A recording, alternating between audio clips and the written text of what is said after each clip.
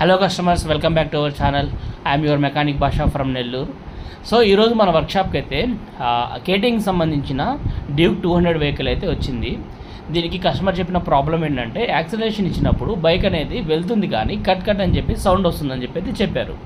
So మనమైతే దాన్ని vehicle అయితే ట్రైల్ అయితే వేసాము. మనకు అర్థమైంది ఏంటంటే దీనికి వెనకాల స్పాకెట్ బాగానే ఉంది కానీ ముందరున్న ఏదైతే చిన్న స్పాకెట్ ఉందో అది కంప్లీట్గా వీల్స్ అయితే అరిగిపోయాయని చెప్పి అయితే అర్థమైంది. సో ఆ టీత్స్ ఒకసారి చెక్ చేద్దామని చెప్పేసి దాన్ని అయితే ఇప్పుడు ఓపెన్ చేస్తున్నాము ఫ్రంట్ స్పాకెట్ కోసము. సో ఇప్పుడు మన షరీఫ్ అయితే ఓపెన్ చేస్తున్నాడు. ఈ స్పోర్ట్స్ బైక్స్ కానివ్వండి, ఈ కేటీఎం బైక్స్ కానివ్వండి, కొంచెం రేర్ మోడల్ వెహికల్స్కి, ఈ హై స్పీడ్ ఇంజన్స్కి ఈ చైన్స్ ప్యాకెట్స్ అనేవి మేజర్గా కంప్లీట్గా త్వరగా అయితే పోతుంటాయి. సో మీరు గమనించండి, ఇక్కడ ఫ్రంట్ స్పాకెట్ ఏదైతే ఉందో కంప్లీట్గా రౌండ్ అయితే అయిపోయింది. సో టీత్స్ అయితే లేవు వీటికి. సో అప్పుడు మనము క్లచ్ అవుతున్నప్పుడు ఈ చైన్ అనేది దాని మీద కరెక్ట్గా రొటేట్ అవ్వక కట్ అని చెప్పేసి సౌండ్ అయితే వస్తుంది.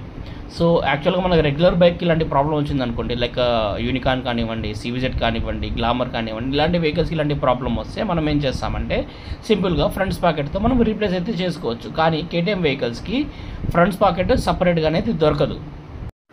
ఈ కేటీఎం వెహికల్కి యాక్చువల్గా షోరూంలో కూడా స్పేర్ పార్ట్ అనేది అవైలబిలిటీ లేదండి. చైన్స్ ప్యాకెట్స్ అనేది షోరూంలో అవైలబిలిటీ లేదు. సో వాళ్ళైతే ఒక 3-4 డేస్ టైం అయితే పడుతుందని చెప్పారు కంపెనీ దానికి. సో మనం కస్టమర్కి అయితే ఇంటిమేట్ చేశాము. మనకి లోకల్గా అవైలబుల్ ఉన్న షాప్లో రోలాన్కి సంబంధించిన చైన్ కిట్ అయితే అవైలబిలిటీగా ఉండింది. సో కస్టమర్కి ఇంటిమేట్ చేశాము. దట్టు రోలాన్ అనేది మంచి కంపెనీ, లైక్ కంపెనీకి సప్లై ఇచ్చేది కూడా రోలానే ఉంటుంది మ్యాక్సిమం కూడా. సో మనం ఇప్పుడైతే రోలాన్ అయితే మనకు తెప్పిస్తున్నాము. సో దీనికి ఓపెన్ చేయాలంటే ఫ్రంట్ స్పాకెట్ కంప్లీట్గా ఫ్రంట్ పోర్షన్ అంతా ఓపెన్ చేసుకోవాల్సి వస్తుంది. ఏదైతే స్వింగ్ ఆర్మ్ కానివ్వండి, ఈ గేర్ షిఫ్టర్ కానివ్వండి, స్టాండ్ కానివ్వండి, మొత్తం కంప్లీట్గా ఓపెన్ చేసుకోవాల్సి వస్తుంది. ఎందుకంటే చైన్కి దీనికి లింక్ అనేది ఉండదు. సో మన లింక్ కట్ చేయలేము. కంప్లీట్గా దీన్ని ఏదైతే యాస్టీజ్ ఎలా ఉందో దాన్ని అలానే బయటికి తీయాలి. సో దానికోసం మనం అయితే ఫ్రంట్ పోర్షన్ అయితే ఓపెన్ చేసుకోవాలి.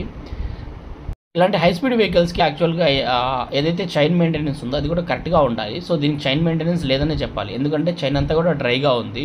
దీనికి ఎలాంటి లూబ్రికేషన్ యూజ్ అయితే చేయట్లేదు. దానివల్ల ఏమవుతుందంటే చైన్ అనేది హార్డ్ అవుతుంది.